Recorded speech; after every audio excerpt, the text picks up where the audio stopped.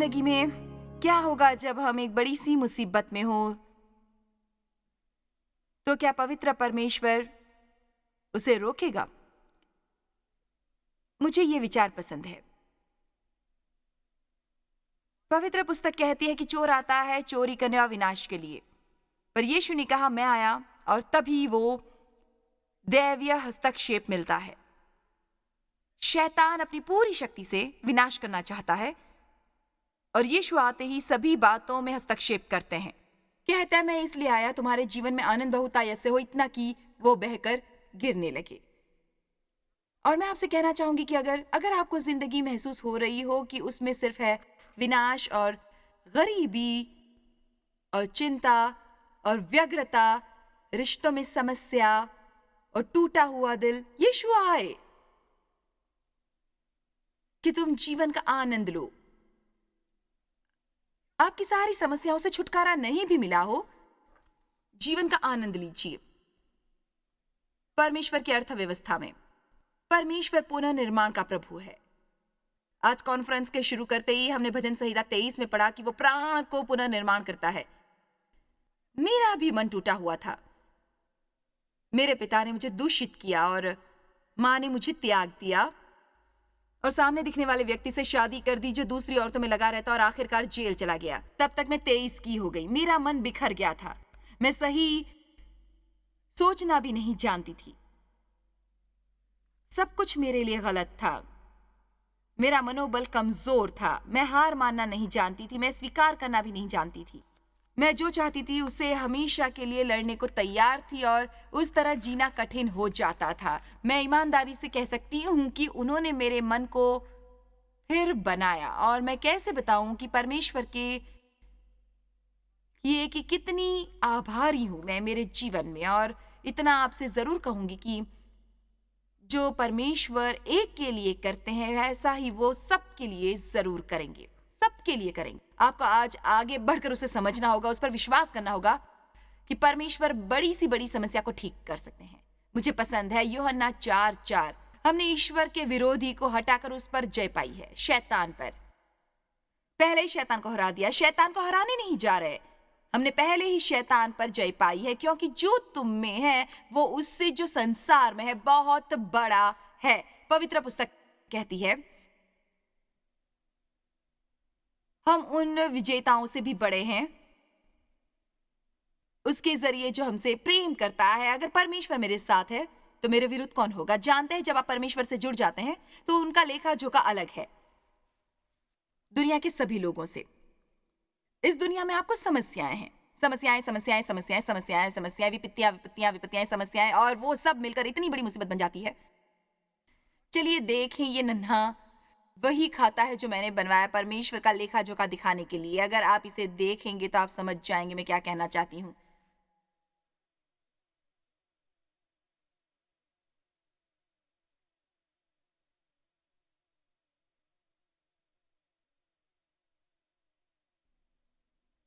ये सब समस्याएं हैं, कुछ जमा कुछ नहीं, कर खत्म हुए, कुल सहन नहीं होता, परमेश्वर से छूट, क्षमादान, कृपा, दया, उम्मीद, विश्वास, प्रेम, शांति। कुल जमा, राहत, कर भरा गया, कुछ आजादी है, पूरी बचत, आपका जीवन। आमीन। मैं उसी के बारे में सोच रही थी। जानते हैं, परमेश्वर से जुड़ते ही सारा हिसाब बदल जाता है। मुझे पवित्र पुस्तक का छोटा सा वाक्य पसंद है, परमेश्वर, क्योंकि मैं आपको बताना चाहती हूँ चाहे कहीं पर कुछ भी चल रहा हो, परमेश्वर के हस्तक्षेप से सब कुछ बदल जाता है। प्रेरितों के काम 7:9। हम इन्हें आपके लिए स्क्रीन पर दिखाने जा रहे हैं। प्रेरितों के काम 7:9। और कुलपतियों ने यूसुफ से ये करके उसे मिस्र देश जाने वालों के हाथ बेचा। लेकिन परमेश्वर, सब लोग कहें लेकिन परमेश्वर, लेकिन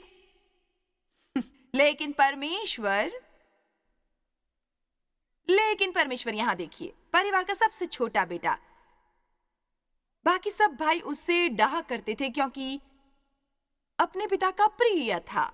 मुझे नहीं लगता इसका मतलब है कि बाकी बच्चों से ज्यादा उसे प्यार करते, पर वो सबसे छोटा था और शायद दूसरों के मुकाबले शायद थोड़ा अधिक पाता होगा। और जानते हैं, आप सबसे छोटे हो बच्चों के दल में, तो पूरी जिंदगी शायद सुनते रहोगे कि ओह हाँ, तुम्हारे पास सब कुछ है, हमें तो मेहनत करनी पड़ी, तुम्हें तो बस सब कुछ तैयार मिल जाता है, इस तरह उस तरह, ऐसे वैसे वैसे सब कुछ। आमीन। हमारा छोटे बेटा एक दिन कह दिया कि मैं पैदा होने को कैसे रोकता। मैं कुछ कह नहीं पाई। खैर यूसुफ भी वैसा ही था, जानता है, वो सबसे छोटा था और उसके पिता ने उसे खूबसूरत कोट दिया और जब उसने वो पहना और उसी ने उसके भाइयों में डाह पैदा कर दी और वो इतने नाराज हुए, गुस्सा हुए, इतनी नफरत हो गई कि वो उसे उठा ले गए और उसे दासों के व्यक्तियों के हाथ बेच दिया। उन्होंने उसके पिता से कह दिया कि उसे जंगली जानवरों ने मार डाला। कोट खून लगा हुआ था, लेकिन परमेश्वर की नजर यूसुफ पर थी और परमेश्वर ने अनुग्रह किया। कमाल है, परमेश्वर के अनुग्रह से हमारी जिंदगी बदल जाती है और जिन्हें उस पर विश्वास होगा उन सबको अनुग्रह जरूर मिलेगा। अपने जीवन में हर रोज आप स्वीकारोक्ति कर प्रार्थना करें, मैं जहां जाऊं वहां मुझे परमेश्वर का अनुग्रह है। परमेश्वर ऐसे द्वार खोलेगा कि देखकर आपका मुंह खुला रह जाएगा, आप हैरान रह जाएंगे, आपको बहुत ताज्जुब होगा। मेरे बेटे ने बताया कि पिछले हफ्तों हम पर अनुग्रह हुआ है, हम पर अनुग्रह हुआ है। अब भारत में एक महिला को उच्च अधिकारी बनाया गया है जो कि मुझे सचमुच ही पसंद करती हैं और उन्होंने सरकार की अपने पहले नंबर के राष्ट्रीय टेलीविजन केंद्र के द्वारा भारत में हमारे लिए खोल दिए हैं और अब भारत में काफी दिख रहे हैं। भारत में काफी पहुंच बढ़ाई है, पर इस केंद्र पर जाने से लोगों तक पहुंचने की संख्या अब पहले से 2 गुनी हो जाएगी। अब हम 1.2 अरब वाले भारत में 85 करोड़ तक पहुंच सकते हैं और हम 16 भाषाओं में प्रचार कर सकते हैं। मैं ये अनुग्रह मानती हूँ। कुछ और बताना चाहूंगी आपको, ये बहुत ही बड़ी बात है। कुछ और बताती हूँ। फेंटन मिसौरी की एक महिला जिसे विवेक भी नहीं था कि कुछ 30 साल पहले वो पूरे राष्ट्र को सुसमाचार देती है। भारत में अगर परमेश्वर साथ नहीं होता, क्योंकि जब परमेश्वर अनुग्रह करते हैं तो शैतान को हटना ही पड़ता है। आमीन। लेकिन प्रभु यूसुफ ने खाई से शुरुआत की और महल तक जा पहुंचा। उसके पास मिस्र के सबसे ज्यादा अधिकारी थे फराओं को छोड़कर, और इसमें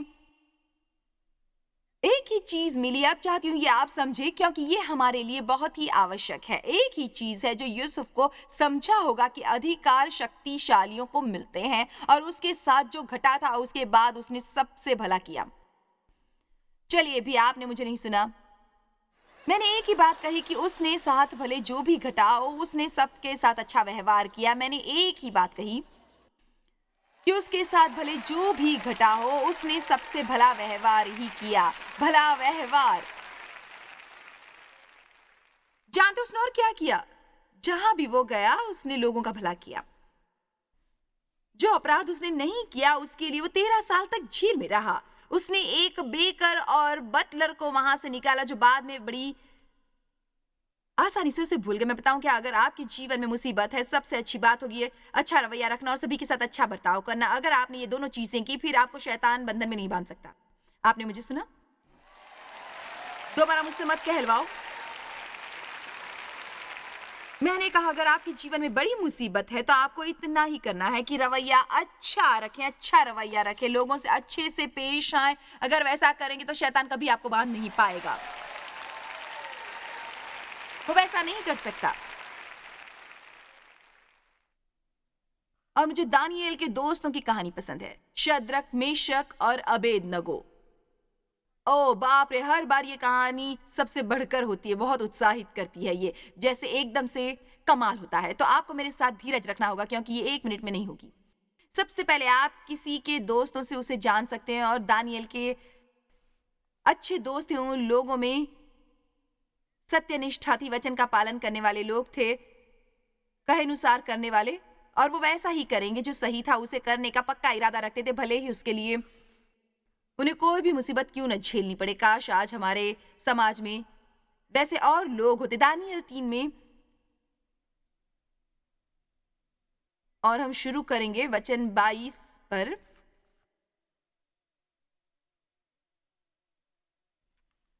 हुआ ये था कि राजा ने आज्ञा दी कि सब उसे दंडवत करें, उसकी मूरत को, वे उसके अलावा किसी और को दंडवत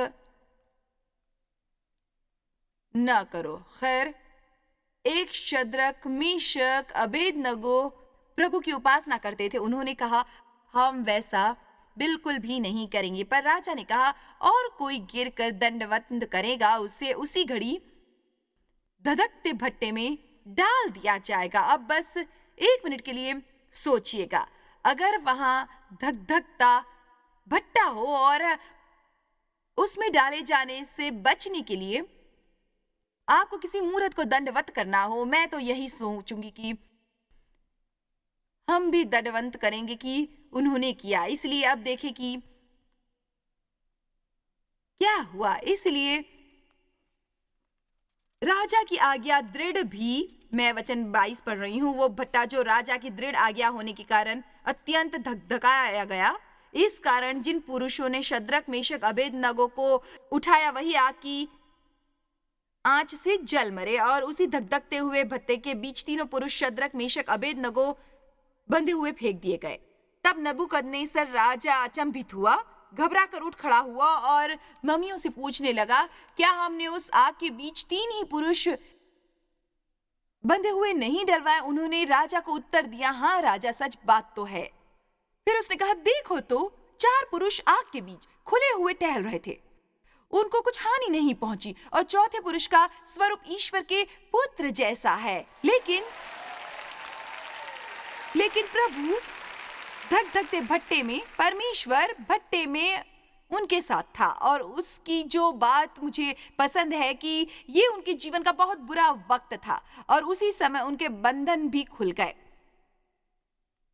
आप सोच रहे होंगे कि आपके जीवन में इतनी परेशान होने के बाद भी शायद कुछ नहीं हो रहा। कभी कभार परमेश्वर उन्हीं चीजों का इस्तेमाल आपके बंधन खोलने के लिए करते हैं, आपको आजाद करने के लिए।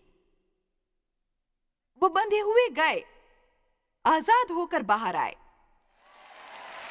अगला पन्ना पलटे तो सुसमाचार दिया होगा कि वो जब बाहर आए, उनकी देह में आग का प्रभावन था और उनका बाल भी नहीं जला था। वू! हालेलुया!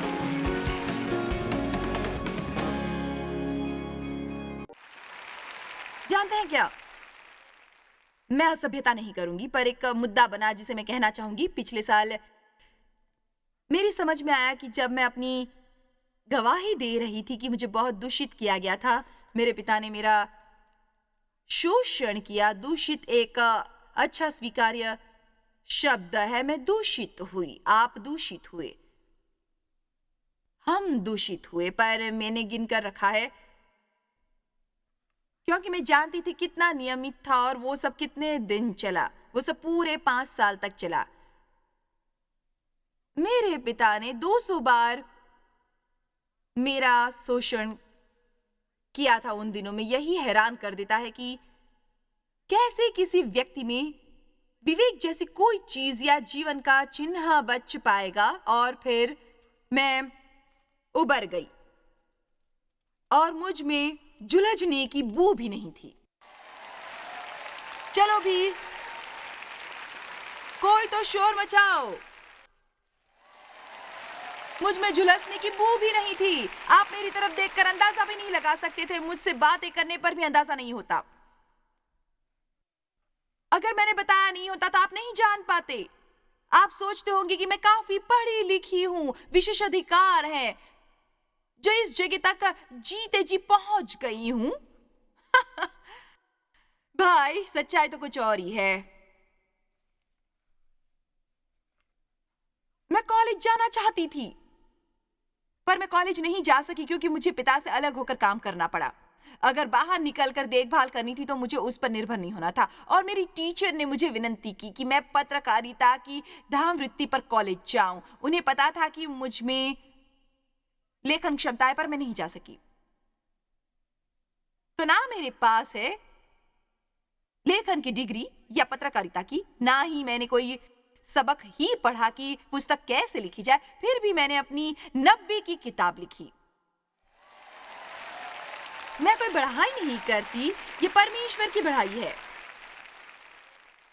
देखिए ना, कोई फर्क नहीं पड़ता।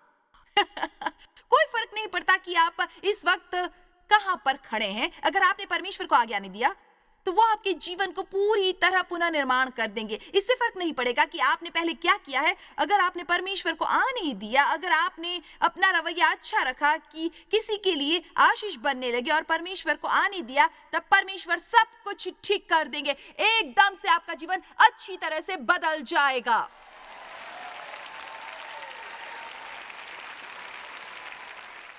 मेरा कमरा कहानियों से भरा है। शायद वैसी भी हो जिसके सामने मेरी कहानी एक जश्न न लगे। मैं इस धोखे में नहीं हूं कि सिर्फ मेरा वक्त ही इतना कठिन नहीं बीता। आप में कईयों के साथ भी हादसा वाकया गुजरा तो होगा ही। फिर भी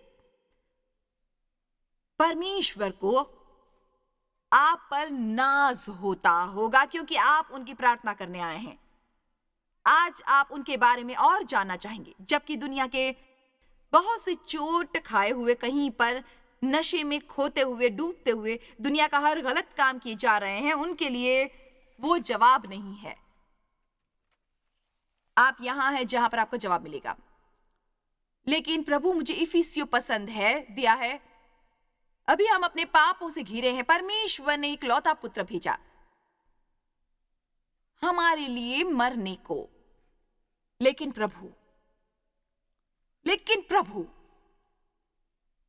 प्रभु ने पाप, गरीबी, शोक के चक्र को हमारे जीवन में चलने से रोका। अंधेरे में रोशनी चमकी। मौत जैसे अनुभव में जीवन का प्रवेश हुआ और परमेश्वर के आने पर सब बेमानी हो जाता है। पवित्र परमेश्वर के हस्तक्षेप से क्या होता है? उन लोगों को थोड़ा हौसला दूंगी जरूर जो परमेश्वर की सेवा न करने वालों से शादी किए हुए हैं। 1 मिनट के लिए पौलुस की बात करें, जो कि आक्रामकता से मसीहियों को मारना चाहता था, पीड़ा देना चाहता था। स्टीफन की पत्थरबाजी पर भी वो बहुत आनंदित हुआ था। वो बहुत ही धार्मिक व्यक्ति था। उसे घमंड की गंभीर समस्या थी। उसे अपने सभी कर्मों पर नाज था। उसके सामाजिक दल में उसका पूरा मान था और उसके धार्मिकता पर, और वो घोड़े पर सवार था जैसे पहले लोग करते थे। और वो एक से दूसरे कस्बे में जा रहा था और अचानक परमेश्वर उसे नजर आए और उसे घोड़े से गिरा दिया, अंधा कर दिया, उससे बातें की। आप जिसकी प्रेम पूर्वक प्रार्थना कर रहे हो, तब उन्हें मालूम नहीं कि क्या हो जाता है, क्योंकि मैं आपको कुछ बताना चाहूंगी। परवाह नहीं कि वो कितने दुष्ट और आम हों और वो ईश्वर के कितने भी विरोधी हों, परमेश्वर फिर प्रकट हुए, उनकी जिंदगी एक पवित्र हस्तक्षेप से बदल जाएगी। आमीन। लेकिन प्रभु, मेरे ऑफिस से मुझे बताया गया कि सबसे ज्यादा विनंती प्रार्थना आई है लोगों द्वारा उनके प्रियजनों की प्रार्थना के लिए। कल्पना करती हूं कि लोगों का दिल बच्चों के लिए तड़पता होगा जिससे शादी हुई हो, और उनके मॉम और उनके डैड और उनकी बहनें और भाई और उनके दोस्तों के लिए। जबकि आप जानते हैं कि परमेश्वर ने कितनी संभावनाएं दिखाई हैं, फिर भी लोगों को दुखी देखते हैं और आप उन तक पहुंच नहीं पाते। दिल टूट जाता है। पर आपसे कुछ कहूंगी, प्रभु हैं, उनसे दैवीय हस्तक्षेप की प्रार्थना करें। परमेश्वर हमारे जीवन में पवित्र हस्तक्षेप करें, जो करना सिर्फ आपके लिए संभव हो। चलिए देखते हैं 2 कुरिन्थियों 6:5-6, 2 कुरिन्थियों 7:5-6। क्योंकि जब हम मकदूनिया में आए तब भी हमारे शरीर को चैन नहीं मिला। अब इसे सुनिए, परंतु हम चारों ओर से क्लेश पाते हैं। बाहर लड़ाइयां थीं, भीतर भयंकर बातें थीं, लेकिन प्रभु मुझे पसंद है। प्रभु मुझे पसंद है। बताना चाहूंगी, मुझे ये बहुत पसंद है। बताना चाहूंगी, ऐसा करती हूं तो इमारत को चला सकती हूं, लेकिन प्रभु दोनों को शांत देने वाले, उत्साहित करने वाले, उदास को खुशी देने वाले, तरोताजा करने वाले, आराम देने वाले, उत्साहित और तरोताजा खुशी दी। तीतुस के आने पर वो उदास थे, पर डूब रहा था, उन्हें डर था, उनमें भय था, वो निरुत्साहित थे। लेकिन प्रभु जानते हैं क्या? लेकिन प्रभु जब उत्साह चाहते हैं, लोग उत्साहित नहीं करे तो उन पर नाराज मत होइए। वैसे मैंने वैसा ही वर्षों तक किया। खैर, मुझे उत्साहित होना था। खैर, ऐसा है, लोग नहीं समझ पाते कि आपको उत्साहित करना है। जब आपका उत्साहित करने का वक्त हो, और इतना ही नहीं, वो शायद खुद भी नहीं किसी से उत्साहित होने बैठे, बस कोई रविवार सुबह को गिरजा में आपको देखकर मुस्कुराए और कर प्रभु की स्तुति हो। ऐसा नहीं कि उन्हें समस्या नहीं है। मैं जानती हूं, मैं अपनी गिरजा वाली सूरत लेकर वर्षों तक गिरजा जाती रही। खैर, प्रभु की स्तुति हो, प्रभु की महिमा हो, धन्यवाद यीशु, आमीन आमीन आमीन। और कार में बैठकर घर के रास्ते पर देव से झगड़ती थी। जानती हूं वो कितना कारगर है। मैंने परमेश्वर के पास जाना सीखा। प्रभु में उत्साहित होना चाहती हूं। मैं थोड़ी प्रशंसा चाहती हूँ। जो भी जरूरत हो मैं परमेश्वर के पास ले जाऊंगी और मुझे वो परलौकिक तरीके से देंगे, या फिर मुझे किसी व्यक्ति के जरिए देंगे। और मैंने देव से, ये किसी दोस्त से या इससे या उससे नाराज होने की कोशिश नहीं की। जब मुझे वाहवाही नहीं देते, मैं बस समस्या को बदतर बना रही थी। हमें अपनी जरूरतें पूरी करने के लिए लोगों को नहीं देखना चाहिए, हमें बस परमेश्वर की ओर देखना चाहिए। परमेश्वर हमारी जरूरतें पूरी करेंगे लोगों के जरिए, पर उनकी बजाय लोगों के पास जाने पर वो नाराज हो जाते हैं। और इस सप्ताहांत किसी को आजाद करने के लिए इतना काफी है। आप बस घर की ओर बढ़िए और वहां आपकी इच्छा पूरी हो जाएगी, क्योंकि आप किसी से हर वक्त नाराज हैं। अपनी खुशी के लिए दूसरों को जिम्मेदार ठहराना बंद कीजिए। बस खुश रहिए। जब तक हो सके खुश रहना सीखिए। आमीन। लेकिन प्रभु, परमेश्वर की इच्छा के लिए उपदेशक जेल में गए, पर प्रभु ने एक देवदूत भेजा और दरवाजा खोल दिया। जानते हैं, आशीष में अक्सर मुसीबत ही मिली होती है। प्रभु की सेवा में सही करना कभी कभी मुश्किल हो जाता है और सही परिणाम भी नहीं मिलता। जानते, शद्रक, मेशक और अबेदनगो गर्म भट्टे में थे। भट्टा धधक रहा था, मतलब उसमें जाने से पहले ही था। मामला वैसे ही काफी गर्म था और उन्होंने दंडवत करने से मना किया, जो कि एक सही चीज थी। पवित्र पुस्तक के अनुसार राजा ने भट्टे को पहले से 7 गुना गर्म करवाया। मेरे साथ सही करते समय ऐसा ही हुआ। मेरे जीवन में कितनी बार महसूस किया होगा और फिर भी लगता था कि मैं ही मुसीबत में पड़ूंगी। खैर, ऐसा वक्त आए तो आप क्या करते हैं? आप परमेश्वर पर भरोसा रखते हैं कि उसका हाथ मुझ पर है, वो सब कुछ जान रहे हैं। शायद कोई चीज है जो उन्हें आपसे करवाना हो, इससे पहले कि आपको वो मौका दिया जाए, इसकी जरूरत है। यकीन मानो ना मानो, परमेश्वर ने भट्टे का इस्तेमाल किया हमारी जिंदगी के बंधन खोलने के लिए। चीजें आसानी से नहीं पनपती। और आपकी महान प्रतिक्रिया के लिए शुक्रिया। वो भट्टे में आजाद हुए थे। वो दहकते हुए भट्टे में थे जब उन्हें बंधनों से आजाद किया गया। मेरी बात कोई सुन रहा है यहाँ पर? वो सोफे पर लेटे लेटे बर्गर खाते टीवी नहीं देख रहे थे। वो भट्टे में आजाद हुए थे। वो मॉल में शॉपिंग नहीं कर रहे थे। वो भट्टे में आजाद हुए थे। कई वर्षों में मुझे समझ आया कि जिन्हें मैं अपना दुश्मन समझा करती थी, दरअसल वो मेरे बहुत अच्छे दोस्त निकले। मेरी जिंदगी को शाऊल ने मेरे शाऊल को निकाला। अगर आप पवित्र पुस्तक के शाऊल को नहीं जानते हो, बस उस संदेश के लिए वक्त नहीं है, पर परमेश्वर हमेशा आपको उन लोगों से घेरे नहीं रखेगा जो आपकी अपेक्षा के अनुसार ही आपसे व्यवहार करेंगे। कभी कभार वो ऐसे लोगों से घेरेगा जो आपको उतना महान नहीं मानते।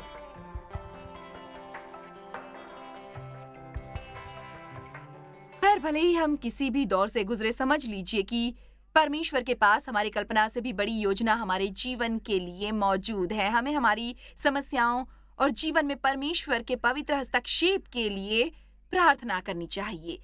इस पूरे हफ्ते हमने संबंध सुधारने पर विशेष जोर दिया है। दरअसल बुधवार को इस इलाके के सभी दोस्तों और सहयोगियों के लिए हमारी सेवकाई प्रार्थना करेगी। जानते हैं, अगर आपका कोई संबंधी नहीं हो तो अकेले हो जाते हैं। अगर संबंध बिगड़ गए हो तो आप दुखी होते हैं और हमें संबंधों की जरूरत है, पर यह एहतियात बरतनी होगी कि वो सही भी हो, स्वस्थ अच्छे संबंध हो, संतुलित संबंध हो। कला को सीखिए। अब आप बाकी दिन अच्छी तरह से बिताइए। प्रभु की स्तुति हो। आपका दिन शुभ हो।